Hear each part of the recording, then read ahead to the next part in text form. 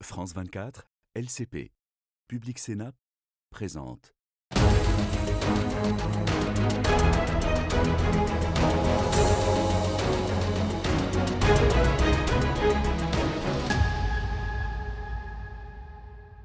Merci de nous rejoindre pour cette émission spéciale consacrée aux 4 ans de la guerre en Ukraine. Alors beaucoup de questions se posent en ce moment. D'abord, il y a des négociations entre les Russes, les Ukrainiens et les Américains. Mais vont-elles aboutir à un cessez-le-feu ? Et quelles seront d'ailleurs les garanties de sécurité de l'Ukraine à l'avenir pour éviter une nouvelle attaque russe? Quel rôle peut jouer l'Union européenne dans le règlement de ce conflit alors que les États-Unis mettent la pression sur Kiev pour céder une partie de son territoire à la Russie? Alors nous allons en parler tout de suite avec des invités de marque. Côté européen, d'abord nous sommes en duplex depuis Bratislava avec Ljubica Karvasová, bonjour. Vous êtes députée slovaque et membre du groupe Renew au centre donc du Parlement européen. Et puis nous sommes avec Charles Michel, bonjour. Bonjour. Vous êtes l'ancien président du Conseil européen, ancien Premier ministre de la Belgique. Charles Michel, cette aide de l'Union européenne à l'Ukraine, elle se poursuit pour les années à venir avec un prêt de 90 milliards d'euros qui a été validé par l'Union européenne, mais seulement il y a la Hongrie, la Slovaquie et la République tchèque qui refusent de le financer. Est-ce que la division des 27, c'est aussi un problème sur ce dossier ukrainien ? Ce qu'il faut voir, c'est le large soutien. Certes, il y a quelques pays, effectivement, qui expriment des difficultés, des réserves, mais l'immense majorité des pays européens, qui représentent l'immense majorité de la population européenne, n'a pas l'ombre d'un doute, n'a pas l'ombre d'une hésitation. Il s'agit d'un investissement pour notre sécurité, pour notre prospérité, pour notre avenir. Et aujourd'hui, on voit à quel point le peuple ukrainien a fait preuve d'un courage absolument unique, absolument héroïque. Et ce sont nos valeurs qui sont en jeu. Et c'est ça qui doit nous mobiliser plus que jamais dans notre soutien ferme et durable à l'Ukraine. Alors, Madame Karvasová, votre pays, la Slovaquie, est dirigé par Robert Fico, traîne régulièrement des pieds sur l'aide à l'Ukraine. Est-ce que cela fait l'objet de débats, cette aide, au sein de votre population? Est-ce que c'est très clivant? Et même au sein du Parlement européen où vous êtes élu? Merci de m'avoir invité sur cette discussion, d'entendre la voix aussi de l'Europe de l'Est sur l'Ukraine et sur tout le financement et tout l'aide que l'Union européenne a soutenu l'Ukraine. La Slovaquie, c'est pas Robert Fico, c'est pas le gouvernement de Robert Fico. La Slovaquie a beaucoup de citoyens et beaucoup de la société civile qui est très forte et qui soutient l'Ukraine pendant toutes ces 4 ans d'une manière très cohérente, d'une manière très active. Il y a beaucoup de collections de fonds sur les générateurs électriques parce que la Russie est en train d'abîmer l'infrastructure énergétique comme chaque hiver en Ukraine. Donc, il y a beaucoup de la mobilisation de la part de la société qui est toujours aux côtés des Ukrainiens.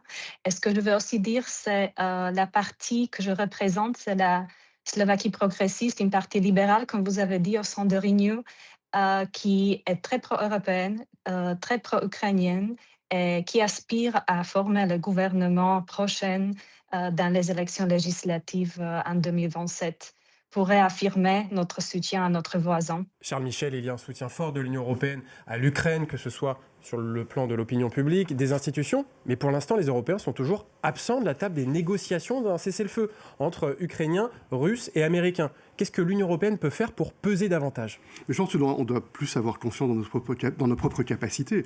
Moi, je trouve qu'il est très regrettable, c'est même une honte que les institutions européennes aujourd'hui n'aient pas réussi à forcer leur présence autour de la table. Et c'est probablement dû, je le pense, à ce que depuis ces dernières années, il y a une sorte de soumission mentale aux États-Unis, une acceptation que les États-Unis doivent dicter le ton. C'est à mon avis une erreur majeure qui est commise. On voit bien que les États-Unis aujourd'hui, à la fois sur le plan commercial, sur le plan du droit international, sur le plan de la souveraineté du Groenland par exemple, mais également on le voit dans l'interaction avec la Russie, développent des positions qui sont de plus en plus éloignées des intérêts européens. Et donc moi j'espère que les chefs d'État et de gouvernement, c'est en eux en qui j'ai confiance, Européens auront la capacité, le plus vite possible, de forcer une présence européenne autour de la table, de s'organiser pour qu'il y ait un mandat donné à des représentants de l'Union européenne afin que nos intérêts soient défendus. Aujourd'hui, ils ne sont pas défendus. Les seuls probablement qui défendent les intérêts européens, ce sont les Ukrainiens. Ils doivent d'abord défendre leur propre situation, on le comprend bien. Les Slovaques, eh bien, finalement, aujourd'hui, sont face à l'idée d'une adhésion de l'Ukraine à l'Union européenne, alors que dans votre pays, la propagande russe progresse. Est-ce que cette propagande est en train de faire basculer l'opinion aussi à l'est de l'Europe? Est-ce qu'il y a un risque aussi sur ces pays?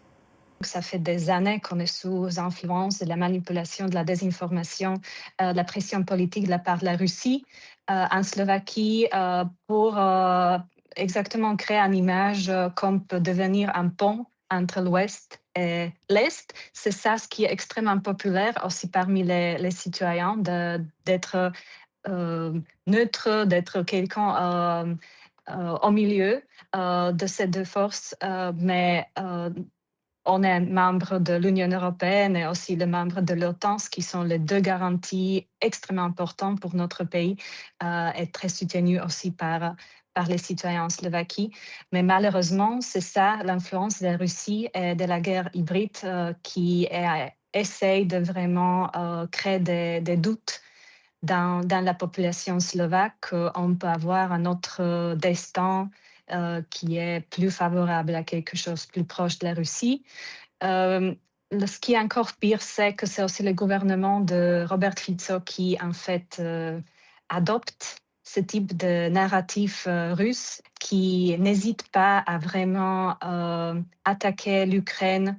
Par exemple, très récemment, on voit que l'oléoduc Druzhba a été abîmé et il n'y a pas un approvisionnement du pétrole en Slovaquie dans ce moment. Et ce que Robert Fico a fait, c'est de vraiment attaquer l'Ukraine et d'interrompre le soutien de l'électricité qu'on a envoyé vers l'Ukraine en disant qu'il faut que l'Ukraine bouge plus rapidement de résoudre le problème technique dans l'infrastructure de l'oléoduc Druzhba, par exemple. Même si on tous sait très bien que c'est la Russie qui attaque tous les années et chaque hiver d'une manière massive l'infrastructure énergétique de l'Ukraine.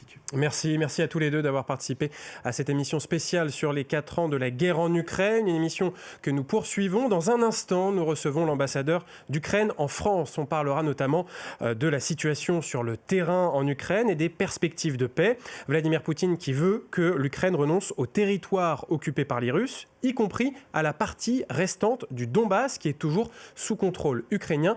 Écoutez ce qu'en pense Volodymyr Zelensky.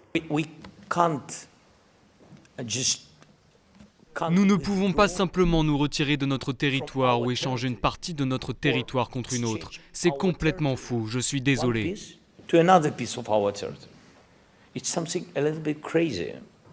Alors, nous retrouvons en plateau Vadim Omelchenko, l'ambassadeur d'Ukraine en France. Bonjour, monsieur l'ambassadeur. Bonjour. Alors, si vous le voulez bien, on commence par ce 4e hiver, finalement, de guerre en Ukraine. Le pire de tout, j'ai envie de dire, les Russes ont entrepris de démoraliser les populations en coupant l'électricité, le chauffage. Racontez-nous le quotidien de 40 millions d'Ukrainiens. Il y a 2 semaines que j'étais en Ukraine. J'ai accompagné une délégation avec Madame la ministre de la Défense française. Et moi, je ne pouvais pas imaginer cette situation en Ukraine, si grave. Je ne pouvais pas imaginer cette situation qu'ont mes concitoyens. En janvier, on a 4 attaques combinées massives avec les drones, avec les missiles balistiques, qui se dirigent sur l'infrastructure énergétique de l'Ukraine. Du capital, des villes qui ont plus de millions d'habitants, c'était l'objectif de la Russie. Et alors, il ne cache pas son objectif, c'est détruire l'infrastructure énergétique de l'Ukraine. Les Ukrainiens vont se geler et après, ils doivent perdre du moral, comme vous avez dit, et sortir dans les rues et casser le pouvoir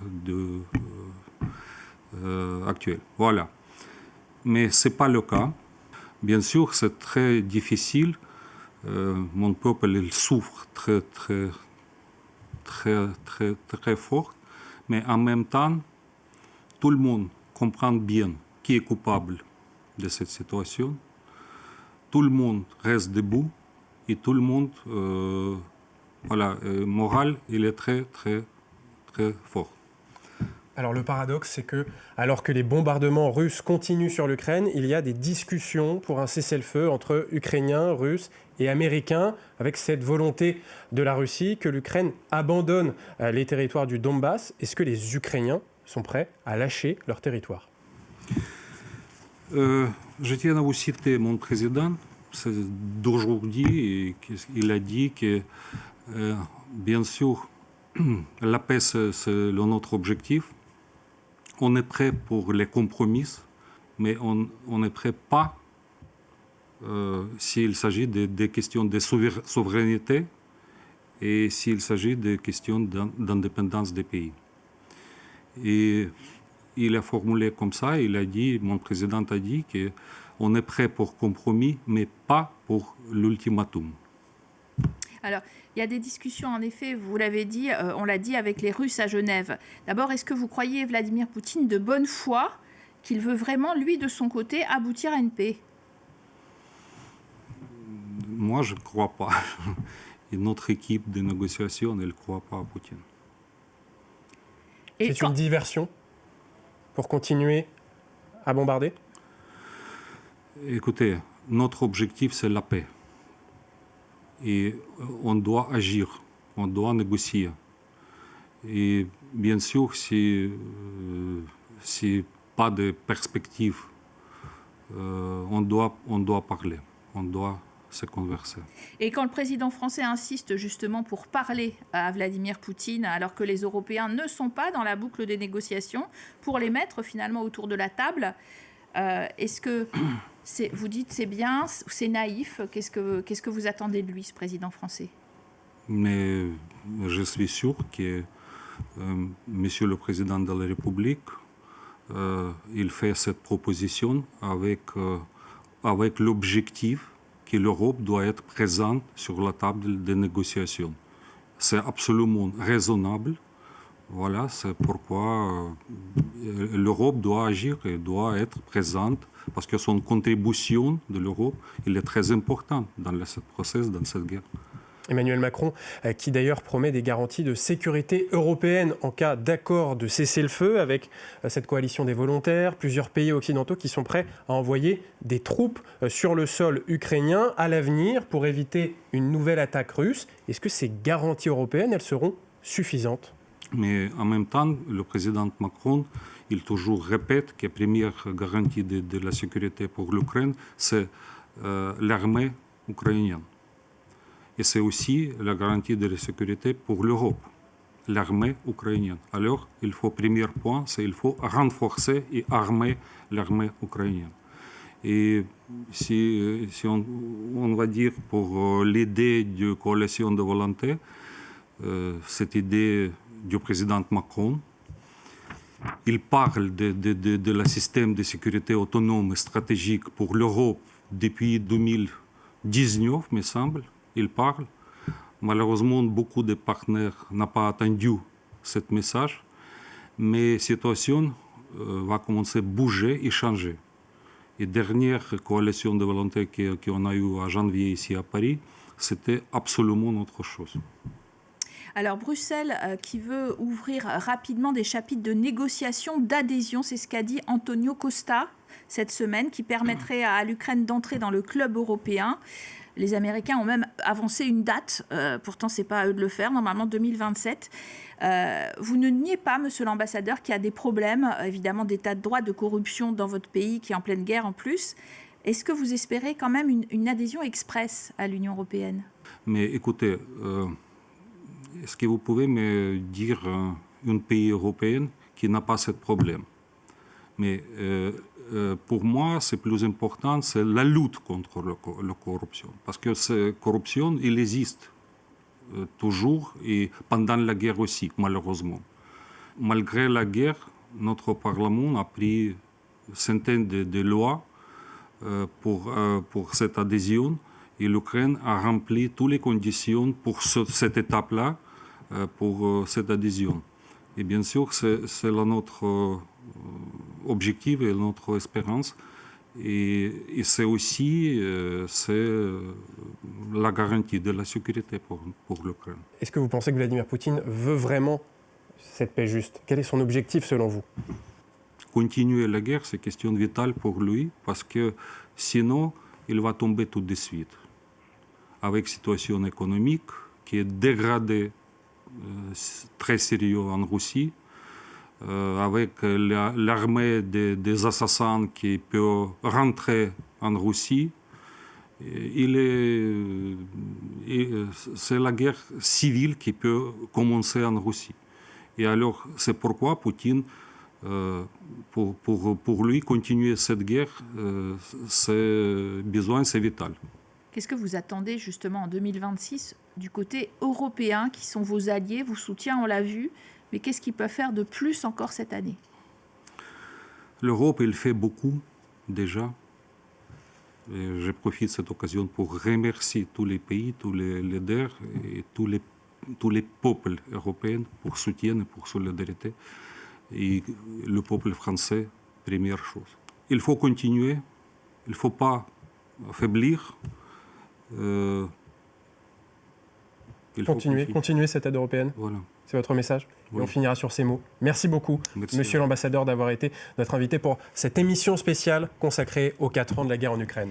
Et bien sûr, ça n'est pas la dernière fois que nous allons vous parler d'Ukraine dans Ici l'Europe. Merci à Oyana Almandos, Perrine Desplat et Isabelle Romero d'avoir préparé cette émission spéciale, comme toutes les autres d'ailleurs chaque semaine. À bientôt sur nos antennes.